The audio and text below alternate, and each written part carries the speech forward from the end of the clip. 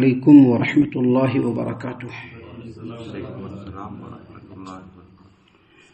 اعوذ باللہ السمیع العلیم من الشیطان الرجیم من حمزہ ونفخہ ونفثہ۔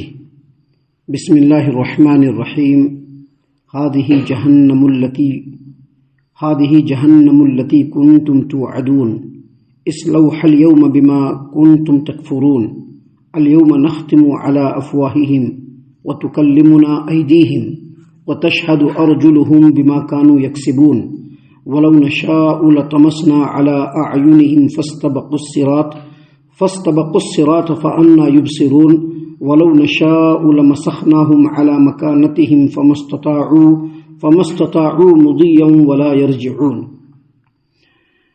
محترم سامعین کرام، سورہ یاسین سورہ نمبر 36 اور اسی سورت سے آیت نمبر 63 سے لے کر کے 67 تک، یعنی 63 نمبر کی آیت کریمہ سے لے کر 67 نمبر کی آیت کریمہ تک ابھی سورہ یاسین سے آپ کے سامنے تلاوت کی گئی۔ اس سے پہلے جہنمیوں کا ذکر ہو رہا تھا، قیامت کے دن ان کے ساتھ جو حال احوال پیش آنے والے ہیں، ان باتوں کو اللہ تبارک و تعالیٰ نے اس سے پہلے کی آیتوں میں بیان کیا، اور اس کو ہم نے اللہ کی توفیق سے کل کے درس میں بیان کیا تھا کہ اللہ تعالیٰ قیامت کے دن مجرمین کو فرمائے گا کہ تم لوگ مومنین سے، نیکوکاروں سے، فرما برداروں سے بالکل الگ ہو جاؤ۔ کیا تم لوگوں کو یہ تاکید نہیں کیا گیا تھا کہ شیطان کی اطاعت و عبادت نہ کرنا، کیونکہ وہ تم لوگوں کا کھلا ہوا دشمن ہے؟ اور کیا تم لوگوں کو اس بات کی تاکید نہیں کی گئی تھی کہ شرک سے بچنا اور صرف میری ہی عبادت کرنا یہی صراط مستقیم ہے؟ لیکن اس کے باوجود جبکہ اللہ تبارک و تعالیٰ نے تم لوگوں کی ہدایت و رہنمائی کے لیے ہر طرح کا انتظام کیا، تم میں سے اکثر لوگوں کو شیطان نے گمراہ کر دیا۔ کیا تم لوگ ذرا بھی عقل نہیں رکھتے، سوچ سمجھ نہیں رکھتے؟ یہ ساری باتیں قیامت کے دن اللہ تبارک و تعالیٰ مجرمین، منافقین، کافرین، مشرکین اور نافرمانوں سے فرمائے گا۔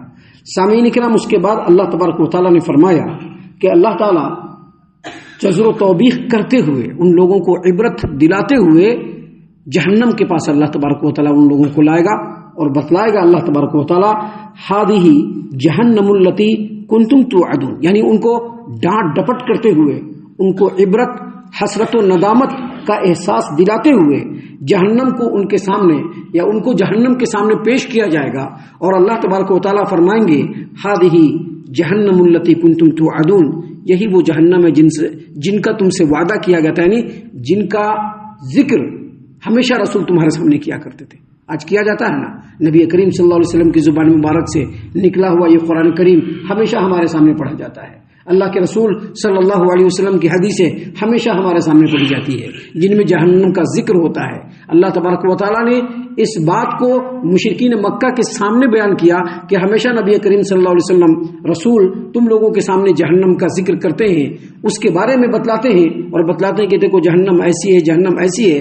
قیامت کے دن ایسے مجرمین کو اللہ تعالیٰ جہنم کے سامنے پیش کر کے کہے گا هذه جہنم التی کنتم توعدون، یہی وہ جہنم ہے جس کا تم سے وعدہ کیا جاتا تھا، یعنی رسولوں نے تم کو ڈرایا، بتایا، لیکن تم لوگوں نے اس کو ایکسپٹ نہیں کیا، جھٹلایا اس کو تم لوگوں نے۔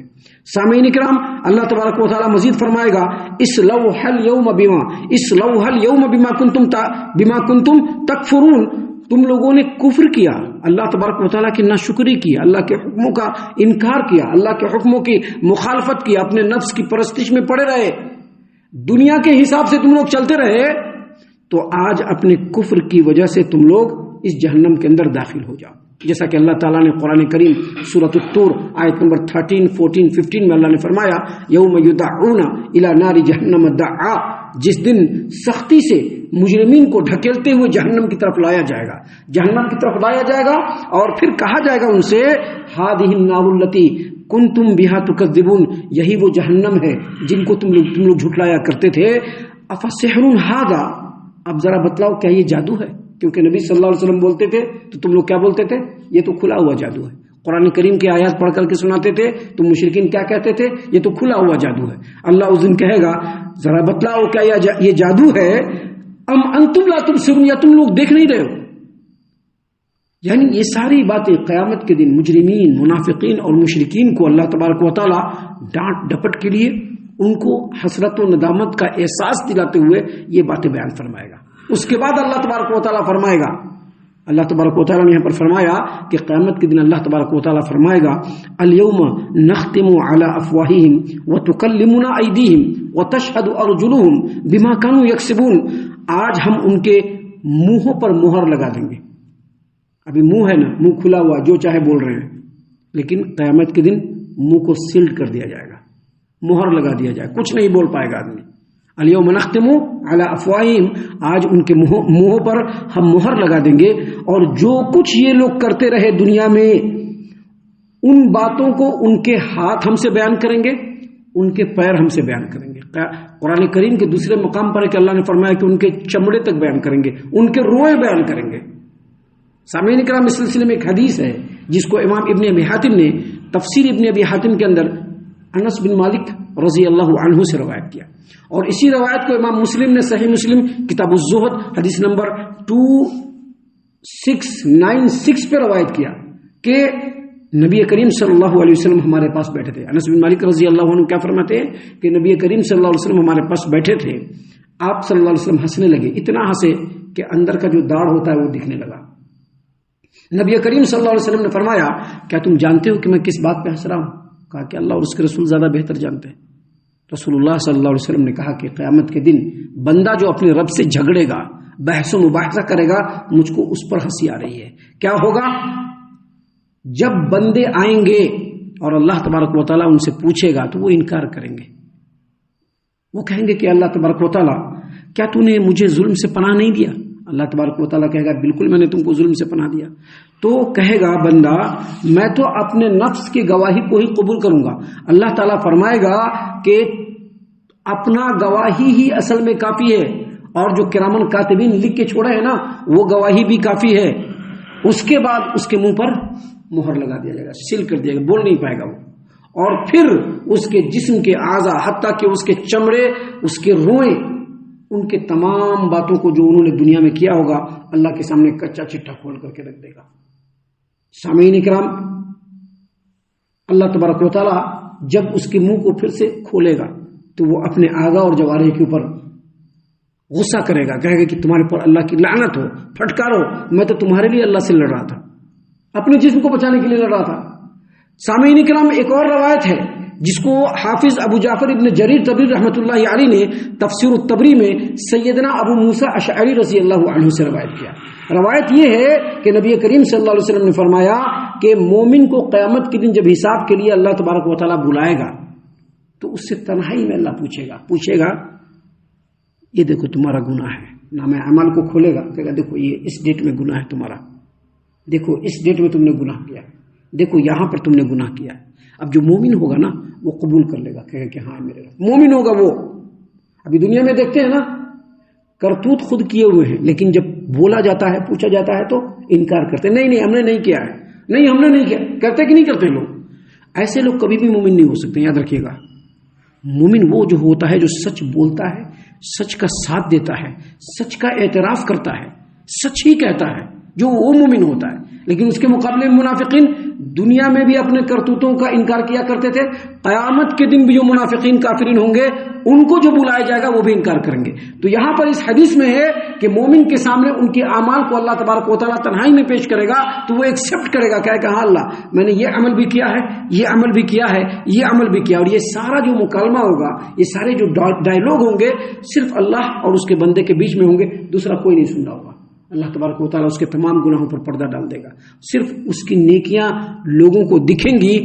روئے زمین پر بسنے والے کسی کو بھی اس کی برائی نہیں دکھے گی، اور وہ اس بات کو پسند کرے گا کہ لوگ میری نیکیوں کو دیکھیں. محترم سامعین کرام، اسی طرح سے منافقین اور کافرین کو بھی حساب کے لیے بلایا جائے گا، اور جب ان سے پوچھا جائے گا ان کا نام اعمال ان کے سامنے ویسے ہی رکھا جائے گا جیسا مومنین کے پاس رکھا گیا تھا. کہا جائے کہ دیکھو تم نے یہ عمل کیا تھا، دیکھو تم نے یہ عمل کیا تھا، دیکھو تم نے یہ عمل کیا تھا. جھٹ سے انکار کرنا، نہیں کیا، ایسا کیا ہی نہیں میں نے ایسا. یہ ضرور کرامن کاتبین نے اپنی طرف سے لکھ دیا ہے، وہ جو نام اعمال کے جو فرشتے تھے انہوں نے اپنی طرف سے لکھ دیا ہے. نام اعمال کا فرشتہ جواب دے گا کہ تو نے فلاں فلاں دن یہ سب جرم نہیں کیا تھا. کہا کہ نہیں کیے تھے. اللہ تعالیٰ فوراً اس کے منہ پر مہر لگائے گا، اور پھر اس کے اعضا، اس کے جوارح، اس کے ہاتھ، اس کے پیر بولنا شروع کریں گے۔ ابو موسیٰ اشعری رضی اللہ عنہ کہتے ہیں کہ میرا خیال ہے سب سے پہلے اس کا ران اس کے خلاف گواہی دے گا اور پھر جسم کے دوسرے اعضا گواہی دیں گے، حتیٰ کہ اس کے چمڑے اور اس کے جو روئیں ہوں گے وہ بھی اس کے تمام اعمال کو اللہ تبارک و تعالیٰ کے سامنے کھول کھول کر کے بیان کر دیں گے۔ یہی مطلب ہے اور یہی تلاوت فرمایا ابو موسیٰ اشعری رضی اللہ عنہ نے کہ الیوم نختم علی افواہہم وتکلمنا ایدیہم وتشہد ارجلہم بما كانوا یکسبون، آج ہم ان کے منہوں پر مہر لگا دیں گے، جو کچھ یہ کماتے رہے تھے ان کے ہاتھ بیان کریں گے اور ان کے پیر بیان کریں گے۔ تو یہ چیز ہے کہ قیامت کے دن جب بندہ اللہ تبارک و تعالیٰ کے سامنے اپنے دنیا میں کیے ہوئے جرم کا انکار کرے گا، اپنے جرموں کا انکار کرے گا، تو اللہ تعالیٰ اس کے منہ پر مہر لگا دے گا اور پھر اس کے جسم کے اعضاء پھٹ پھٹ ان کے خلاف بولنا شروع کر دیں گے۔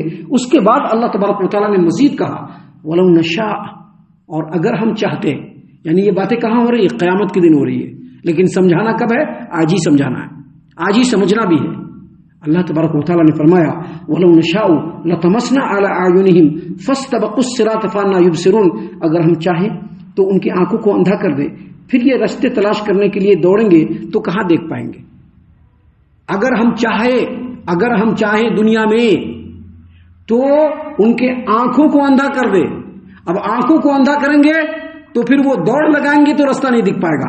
اور پھر آگے اللہ تبارک و تعالیٰ نے فرمایا وَلَوْ نَشَاءُ لَمَسَخْنَاهُمْ عَلَىٰ مَكَانَتِهِمْ، اور اگر ہم چاہیں تو ان کی جگہوں پر ان کی صورتوں کو مسخ کر دے، فَمَا اسْتَطَاعُوا مُضِيًّا وَلَا يَرْجِعُونَ، تو پھر نہ یہ تو چلنے پھرنے کی طاقت رکھ سکیں گے اور نہ ہی آگے پیچھے کرنے کی طاقت رکھ سکیں گے۔ یہ دونوں آیتوں کا دو مفہوم ہے، ایک مفہوم حقیقی ہے۔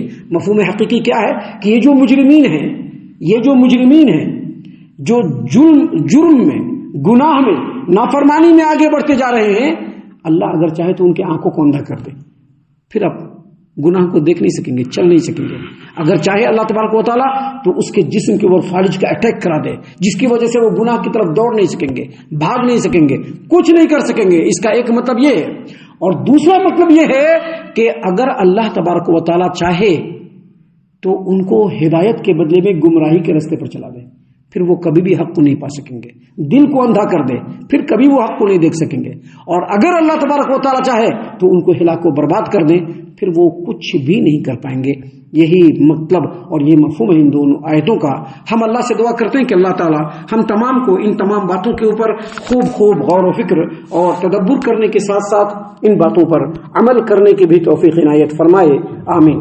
اللہ تعالیٰ ہم تمام کو صحیح معنوں میں پکا سچا مومن مسلمان بنائے، اللہ اور اس کے رسول صلی اللہ علیہ وسلم کی اطاعت و فرما برداری کرنے والا بنائے، صحابہ کرام رضی اللہ عنہم کے طریقے پر چلنے والا بنائے، جنت الفردوس میں جگہ عطا فرمائے۔ اے اللہ ہم تمام کو جہنم سے پناہ دے، اے رب العالمین ہم تمام کو جہنم سے پناہ دے، اے مالک الملک ہم تمام کو جہنم سے پناہ دے، آمین یا رب العالمین۔ وما علینا الا البلاغ المبین۔ تبارك الذي نزل الفرقان على عبده ليكون للعالمين نذيرا